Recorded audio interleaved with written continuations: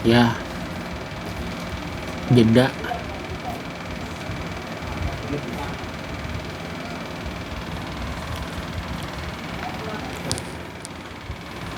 Assalamualaikum warahmatullahi wabarakatuh. Waalaikumsalam warahmatullahi wabarakatuh. A'udzu billahi minasyaitonir rajim. Bismillahirrahmanirrahim. Alhamdulillahi rabbil alamin wa bihi nasta'in ala umurid dunya waddin. Wassalatu wassalamu ala asrafil anbiya'i wal mursalin wa ala alihi wa sahbihi ajma'in, amma ba'd. Faqad qala Allah ta'ala fil Qur'anil Karim, a'udzu billahi minasyaitonir rajim. Bismillahirrahmanirrahim. Qul hal yastawil ladzina ya'lamuna wal ladzina la ya'lamun. Wa qala Rasulullah sallallahu alaihi wasallam, may yuridillahu bihi khairan yufaqihu fid din. Akhrajahul Bukhari. Ila hadratin Nabiyil Mustafa Muhammad sallallahu alaihi wasallam wa ala alihi wa ashabihi wa azwajihi wa auladihi wa dzurriyyatihi wa ahli baitihil kiram. Summa ila arwahil anbiya'i wal mursalin wa sahabati wa tabi'in wa atba'i tabi'in bi ihsanin ila yaumiddin wal malaikatil muqarrabin wa syuhada'i was salihin wal ulama'il amilin wal musannifin wal mukhlisin wa sufiyatil muhaqqiqin wal a'immatil mujtahidin. Khususan ila Syekh Muhammad Muhajirin bin Amsar Ad-Dari, summa ila Syekh Yasin bin Isa Al-Fadani, summa ila Hadratus Syekh Ki Haji Hashim Asy'ari, Ki Haji Abdul Wahab Hasbullah, Ki Haji Bisri Samsuri, Hadratil Masyayikh Ki Jam'iyah Nahdlatul Ulama wa Masyayikhina Al-Ahya'i minhum wal amwat. Hafizahumullah bisihha wal afiyah wassalamah wal barakah wa tagammadahumullah fi kuburihim birahmatillahi wa karamihi wa ridwanih wa nafa'ana bihim wa bi'ulumihim wa bi barakatihim fid dharain amin. Wa biniyati sahlah li fahmi hadzal kitabi wal amali bih. Syai'ul lillahi lahum wa lanal Fatihah. A'udzu billahi minasyaitonir rajim. Bismillahirrahmanirrahim. Alhamdulillahi rabbil alamin. Ar-Rahmanir-Rahim, Maliki yaumiddin. Iyyaka na'budu wa iyyaka nasta'in. Ihdinas siratal mustaqim. Siratal ladzina an'amta 'alaihim ghairil maghdubi 'alaihim waladdallin. Lana wa liwalidayna amin. Allahumma salli ala Sayyidina Muhammadin fil awalina wal akhirin wa barik wa sallim wa radiyallahu ta'ala an sadatina ashabi Sayyidina Rasulillahi ajma'in. Bismillahirrahmanirrahim. Alhamdulillahi rabbil alamin. Hamdan yuafi ni'amahu wa yukafi'u mazidah.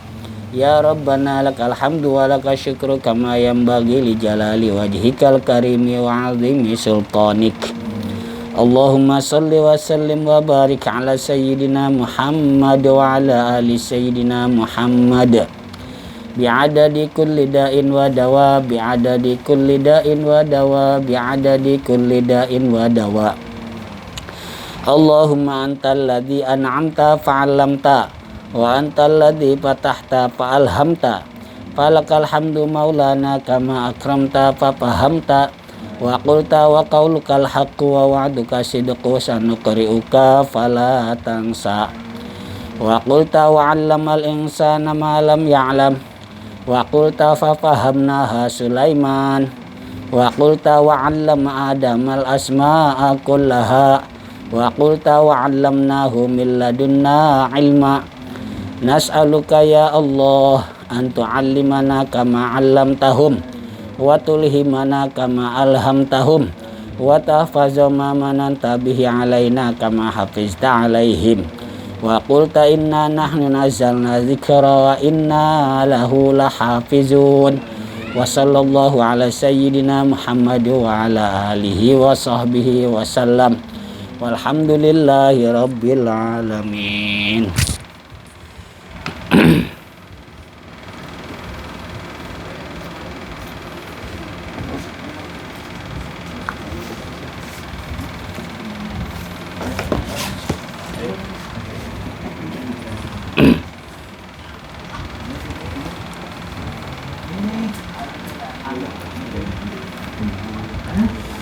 Ya, sekarang kita materinya tasawuf, kitab Nasaihul Ibad, halaman 13. Makalah yang ke-27. Makalah yang ke-27.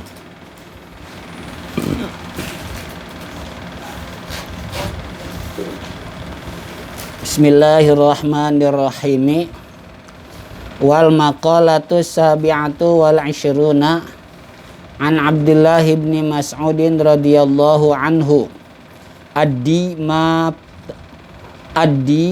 ma iftaradallahu 'alaika bitamami takun a'badan nasi ay tasir aksaran nasi ibadatan.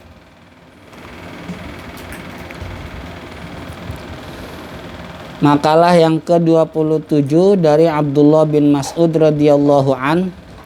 Addi, tunaikan, laksanakan, kerjakan. Mabtaradallahu alaika, apapun yang Allah tetapkan, yang Allah pardukan, yang Allah wajibkan atasmu, bitamami, dengan sempurna. Takun a'badan nasi, niscaya kamu akan menjadi manusia yang paling abid. Maksudnya tasir, kamu akan menjadi aksaran nasi ibadatan, manusia yang paling banyak ibadahnya. Aksaran nasi ibadatan, manusia yang paling banyak ibadahnya. Wajtanib maharimallahi, dan jauhilah keharaman-keharaman Allah. Takun azhadan nasi, niscaya kamu akan menjadi manusia yang paling zuhud.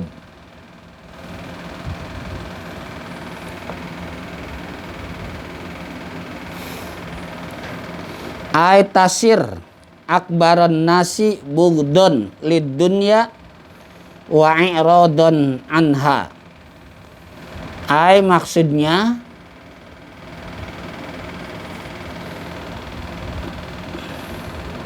akbaran nasi, tasir akbaran nasi, tasir kamu akan menjadi akbaran nasi, manusia yang paling besar. Bugdon lid dunya, kebenciannya terhadap dunia, wa i'radon anha, dan berpaling darinya.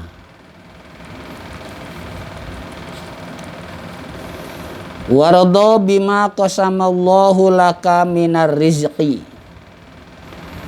Wardo, dan ridholah,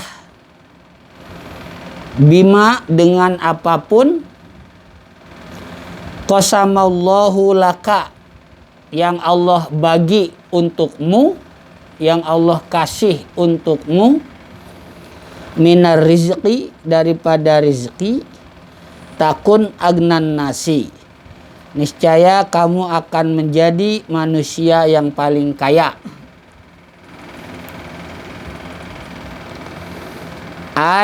Tasir, Maksudnya kamu akan menjadi aksaron nasi malan, manusia yang paling banyak hartanya.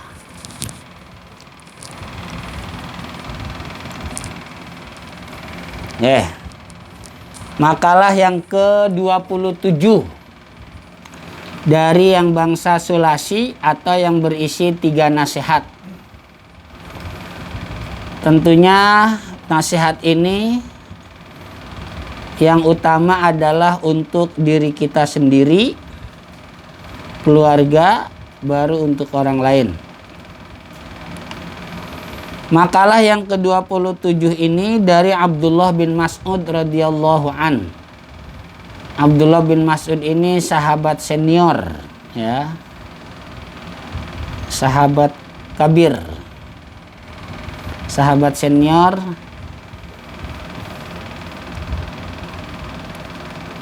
Kata beliau,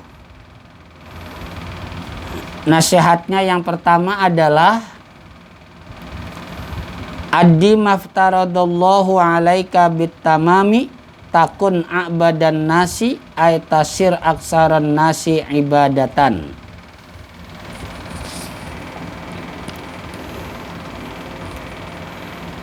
Yang Allah tetapkan, yang Allah wajibkan, yang Allah pardukan, itu laksanakan dengan sempurna, tunaikan dengan sempurna. Tentunya sempurna di sini diantaranya adalah sesuai dengan ketentuan-ketentuan syariat. Ketentuan-ketentuan syariat tentunya tidak semua jadi. Tentunya masih banyak yang mentah, yang masih perlu dikaji, dibahas oleh para ulama. Maka berarti sempurna di sini adalah yang ditetapkan oleh para ulama. Jadi ijtihad ulama fikih itu secara tidak langsung adalah ketetapan dari syariat. Ya.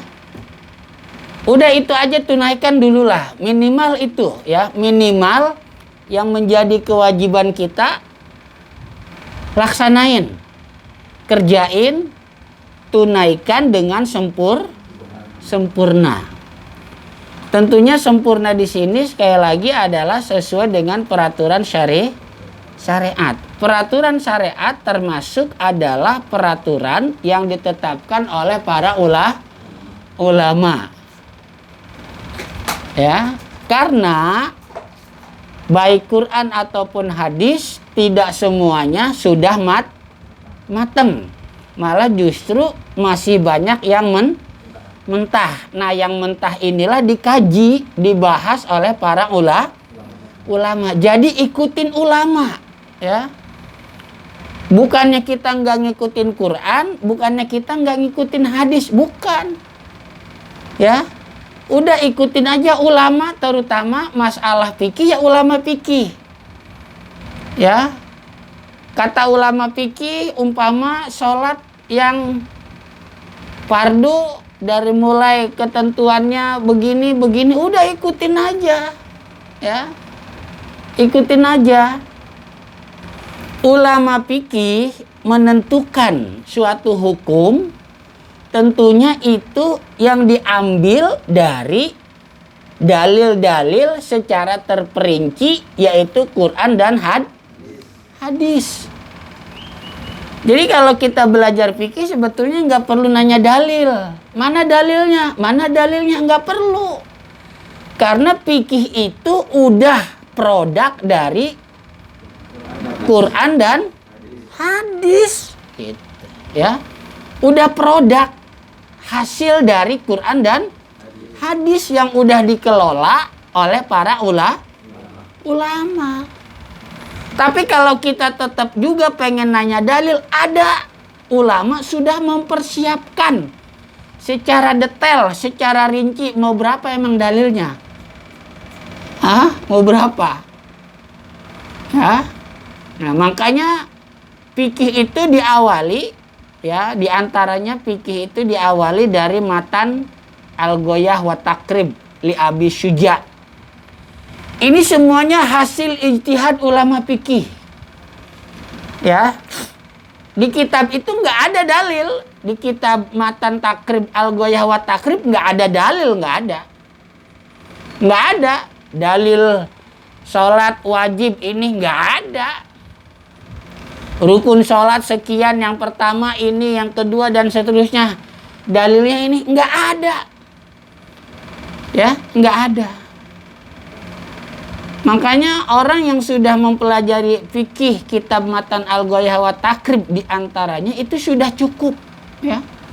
Udah cukup mempelajari fikih. Di situ emang nggak pakai dalil.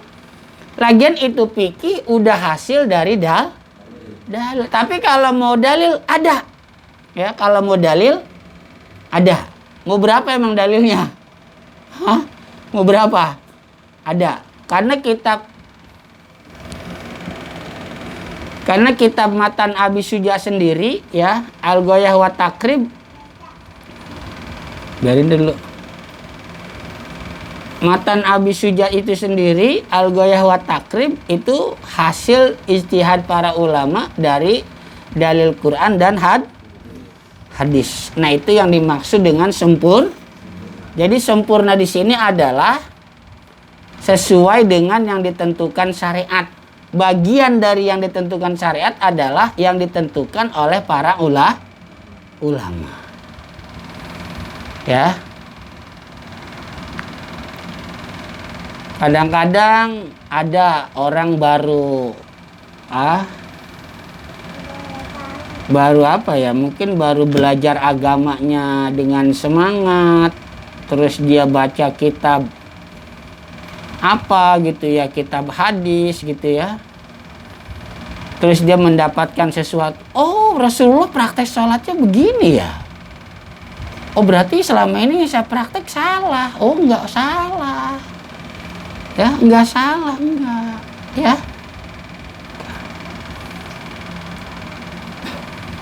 Gitu, paham ya?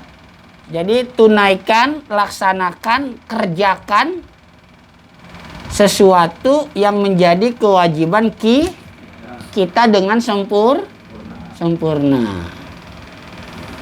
Sempurna sesuai ketentuan syariat, diantaranya adalah yang ditetapkan oleh para ulama. Takun a'badan nasi ay tasir aksaron nasi ibadatan.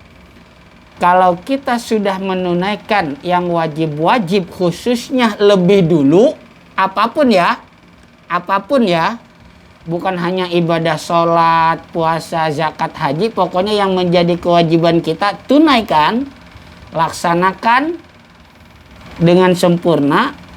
Nah, itu takun a'badan nasi. Maka ketika itu kita akan menjadi orang yang paling banyak ibadahnya. Kok bisa paling banyak ya?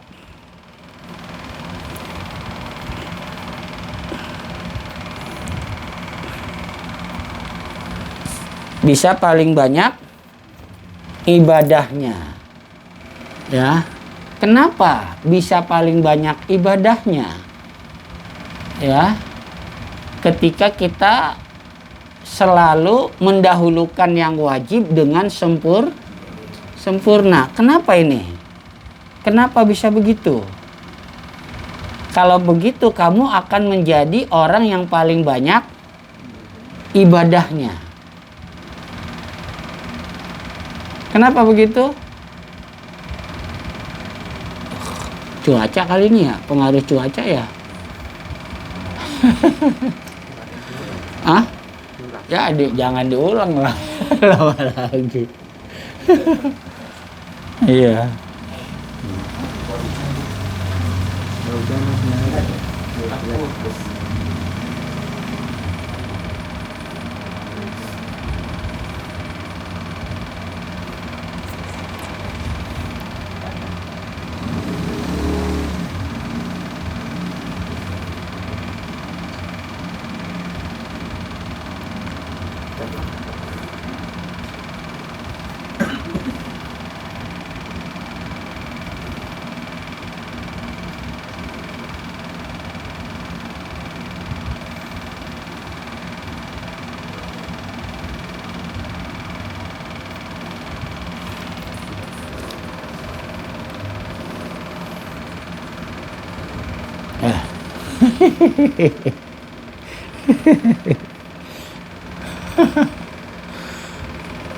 Nah, jadi kalau kita menunaikan yang wajib dengan sempurna, itu ya, apapun, sholat, puasa, zakat, haji, kerja, apapun lah pokoknya yang Allah tetapkan, yang Allah wajibkan, nah itu kita akan menjadi orang yang paling banyak ibadahnya.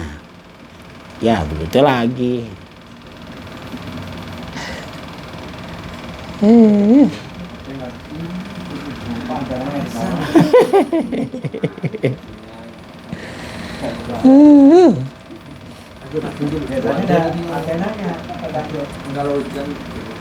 Gini ya.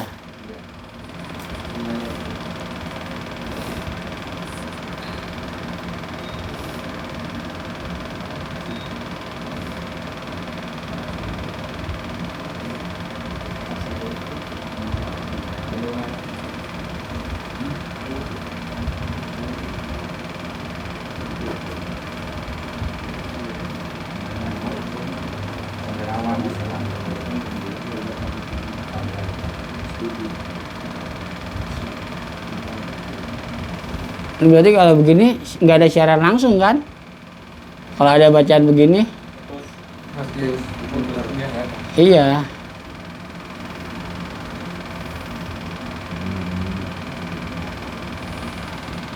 Iya, ada lagi. Jadi kenapa disebut orang tersebut ibadahnya paling banyak ketika dia menunaikan yang wajib-wajib, yang fardu-fardu dengan sempurna.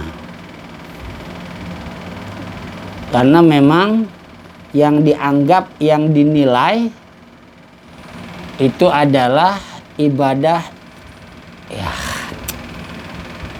itu lagi.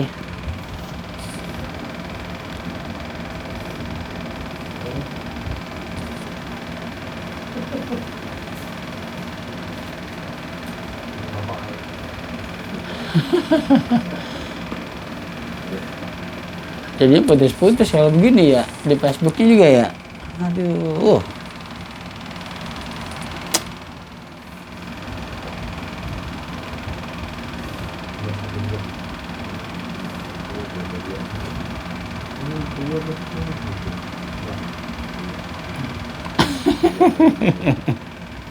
Nanti kalau kurang sip ya dikasih channel YouTube-nya.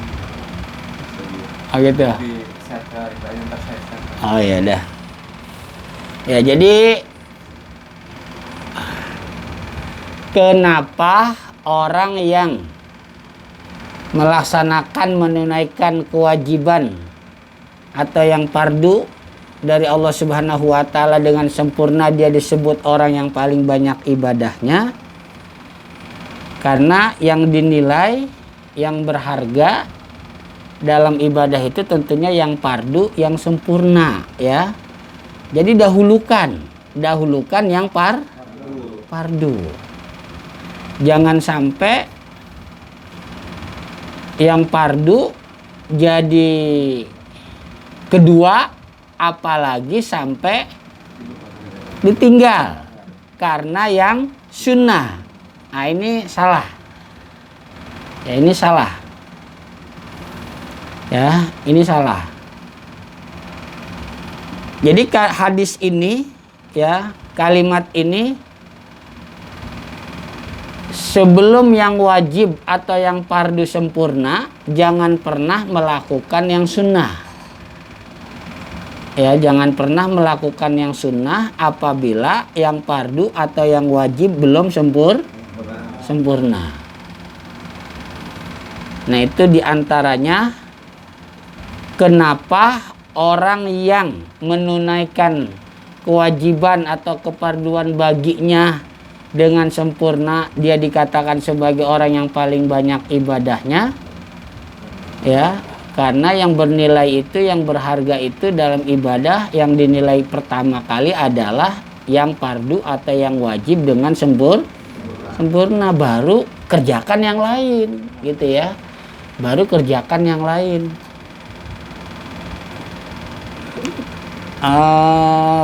Di antaranya seperti apa contohnya? Kewajiban kita umpama mencari apa? Nafkah ya. Kewajiban kita yang utama mencari nafkah. Mencari nafkah untuk keluarga, istri dan anak-anak itu adalah kewajiban. Sementara kalau cuma sekedar ngobrol gitu ya, ngopi-ngopi bareng gitu kan, atau apa yang lainnya, dikhawatirkan nanti pas kewajibannya jadilah lalai, dikhawatirkan. Tapi kalau kira-kira nggak khawatir, bisa gitu ya. Jadi yang fardu, yang wajib jangan sampai apa? Terbengkalai menjadi yang kedua atau hilang sama sekali. Nah, itu jangan sampai begitu. Ya, dahulukan yang wajib. Makanya ada gini, ada apa makalah ulama, man syagolahul fardu anin nafli fahuwa ma'jurun, waman syagolahun naflu anil fardi fahuwa magrurun. Orang itu lebih mendahulukan yang fardu, orang itu lebih mendahulukan yang wajib, sehingga yang sunnah nggak pernah dia kerjain. Ma'jurun, diterima alasannya, alasannya.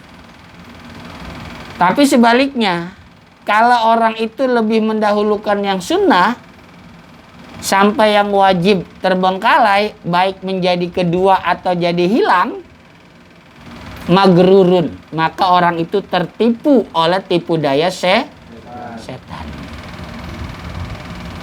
Tuh, ya. Nah, ini dia sesuai dengan makalah ini. Ya, man syagolahul fardu anin nafli fahuwa ma'jurun, waman syagolahun naflu anil fardi fahuwa magrurun. Siapapun yang menyibukkan dirinya lebih mendahulukan yang fardu sehingga yang sunnah nggak pernah dia kerjain atau jarang, ma'jurun, diterima alasannya. Oke, nggak apa-apa kata syariat, dibenarkan. Tapi kalau sebaliknya, dia lebih mendahulukan yang sunnah daripada yang fardu, sampai yang fardu menjadi yang kedua atau hilang, yang sunnah aja dia dahulukan, magrurun, maka orang itu tertipu oleh tipu daya setan, oleh tipu daya iblis. Na'udzubillah min dzalik. Gitu ya, paham ya? Apa sih kewajiban-kewajiban itu? Yang fardu-fardu itu ya minimal sholat 5 waktu, puasa Ramadan, zakat fitrah, haji jika mampu. Itu yang mahdoh ya. Yang ghairu mahdoh saya rasa teman-teman tahulah mana yang menjadi kewajiban kita, mana yang bukan menjadi kewajiban kita. Ini bukan untuk menilai orang ya, bukan untuk menjustifikasi orang lain, tapi untuk diri kita sendiri. Itu nasihat yang pertama dari Abdullah bin Mas'ud. Yang kedua, ijtanib maharimallahi, tinggalkan sesuatu yang diharamkan oleh Allah Subhanahu wa ta'ala. Bisa juga haram di sini maksimal yang haram, betul-betul haram, maksimal, minimal yang makruh lah gitu ya. Jadi disebut yang besar, yang kecil masuk. Haram dengan makruh kan besaran mana? Besaran haram kan? Berarti makruh juga masuk. Cuman yang paling utama yang haram tinggalin. secara maksimal yang haram tinggalin. Bisa nambah yang makruh juga tinggalin kalau bisa. Tapi terutama yang haram. Kalau kita bisa meninggalkan yang haram, takun azhadan nasi, kamu akan menjadi orang yang paling besar benci terhadap dunia. Kebencian terhadap dunia bukan berarti tidak butuh dunia.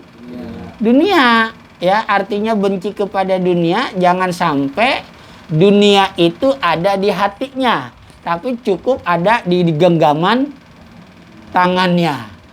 Ya, jadi dunia itu jangan sampai ada di hati, tapi cukup ada di genggaman tangan aja. Jadi kebencian dia terhadap dunia lebih besar kalau dia bisa menghindari, menjauhkan hal-hal yang diharamkan oleh Allah. Minum khamr haram. Bisa kita alhamdulillah, oh berarti kita saat itu orang yang paling besar kebenciannya terhadap dunia. Berzina haram, ya. Alhamdulillah bisa kita tinggalin. Mencuri barang hak orang lain haram, bisa kita tinggalin. Nah, kita saat itu akan menjadi orang yang lebih zuhud. Lebih zuhud maksudnya kebencian dia terhadap dunia akan lebih besar, tapi bukan berarti dia nggak butuh dunia. Dunia itu cukup menjadi genggamannya aja. Jangan sampai menguasai hatinya. Nah, itu dia. Wa i'radun anha, berpaling dari dunia. Lagi-lagi berpaling di sini bukan berarti nggak membutuhkan dunia, tapi secukupnya, ya. Secukupnya dia butuh dunia. Kalau udah yang lain tinggalin gitu. Gimana? Bisa dipahami? Jadi untuk kita menjadi orang yang paling zuhud, orang yang paling zuhud yaitu benci terhadap dunia lebih besar sehingga dia berpaling dari dunia, maksimal kita bisa meninggalkan hal-hal yang diharamkan oleh Allah Subhanahu wa ta'ala. Berzina, mencuri, minum khamr. Nah, hal-hal yang diharamkan itu apa ukurannya? Larangan Allah, ya. Larangan Allah itu berarti haram untuk kita